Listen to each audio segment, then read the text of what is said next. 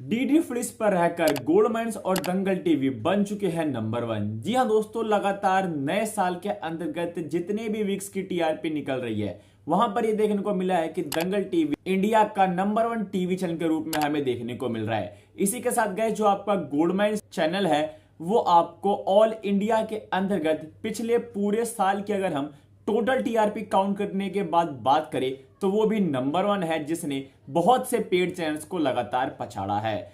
तो आखिर जब ये दो free to air channel DD फ्लिस पर आकर नंबर वन बन रहे हैं तो क्या कोई पेड चैनल डीडी फ्लिस पर नहीं आ सकता? और जैसे कि गाइस आपको पता है कि इस साल डीडी फ्लिस ऑर्गेनाइज करने जा रहा है अपनी एनुअल ई ऑक्शन, जो कि होने वाली है फरवरी के महीने में। इससे रिगार्डिंग बहुत सी बात हो चुकी है, लेकिन आज बात करेंगे कि क्या कोई पेड चैनल इस ई ऑक्शन में हमें पार्टिसिपेट करता हुआ दिख सकता है या फिर नहीं। तो चलिए बिना किसी देरी के वीडियो को शुरू कर लेते हैं। DTH टॉक्स मतलब क्वालिटी कंटेंट। गाइस, जैसे कि आप लोगों को पता है किसी टीवी चैनल को सक्सेसफुल हम तब मानते हैं जब वो टीआरपी के अंतर्गत नंबर वन बनता है।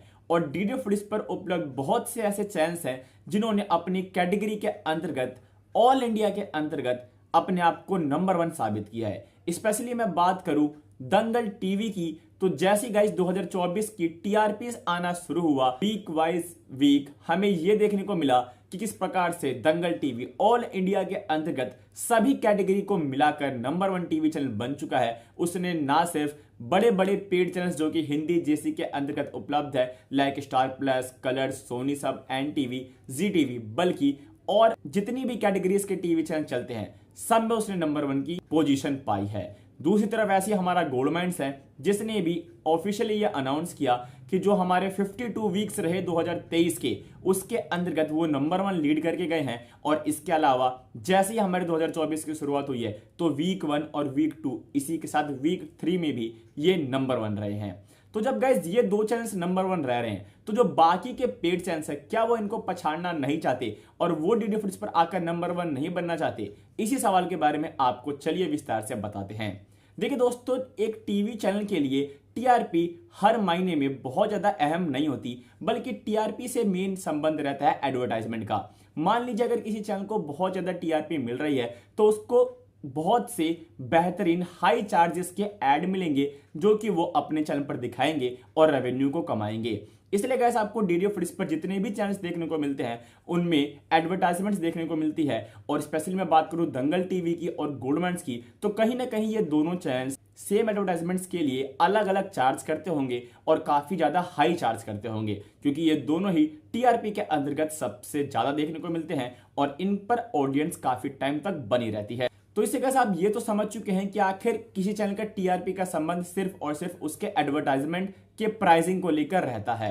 अब बात करते हैं बाकी डीटीएच और डीडी फ्लिस के अंतर्गत जो सबसे बड़ा डिफरेंस है उसकी। देखिए गाइस, डीडी फ्लिस पर कोई भी चैनल अपनी इच्छा से आता है, क्योंकि डीडी फ्लिस पर अगर आपको अपने चैनल को दिखाना है तो आपको खुद डीडी फ्लिस को उसके बदले पेमेंट करनी होगी। लेकिन मैं बात करूं बाकी डीटीएच की, एग्जांपल ग्रुप में डिश टीवी है। डिश टीवी पर गाइस अगर आपको कलर चैनल देखने को मिल रहा है तो उसमें गाइस आपका जो कलर चैनल है वो आपको डिश टीवी पर इसलिए देखने को मिल पा रहा है क्योंकि डिश टीवी ने कलर चैनल्स को पेमेंट करी है, यानी कि वाईकॉम 18 को पेमेंट की है। लेकिन दूसरी ओर अगर मैं बात करूं डीडी फ्लिस की, तो डीडी फ्लिस पर मान लीजिए कोई चैनल है वो अगर आपको डीडी फ्लिस पर देखने को मिल रहा है तो उसके लिए डीडी फ्लिस ने कोई पेमेंट नहीं की है उस चैनल को, बल्कि उस चैनल ने खुद पेमेंट की है डीडी फ्लिस को।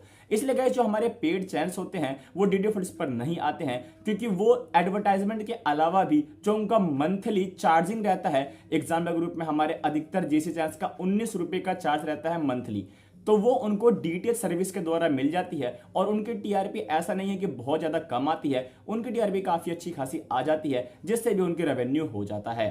तो मेन यही कारण रहता है कि कोई पेड चैनल डीडी फ्लिस पर इसलिए नहीं आता क्योंकि डीडी फ्लिस पर आने के लिए चैनल को खुद पेमेंट करनी पड़ती है डीडी फ्लिस को। और इसके जगह पर गाइस जो हमारे बिग ब्रॉडकास्टर्स हैं वो डबल गेम खेल लेते हैं, वो अपना एक पेड चैनल तो उपलब्ध कराते ही हैं जो कि डीडी फ्लिस पर भले ना है, लेकिन अपना एक सिस्टर चैनल लॉन्च कर देते हैं जो कि वो डीडी फ्लिस पर उतार देते हैं और उस पर वो सिर्फ और सिर्फ रिपीटेड कंटेंट दिखाकर भी टीआरपी के अंतर्गत काफी ज्यादा रेवेन्यू कलेक्ट कर लेते हैं।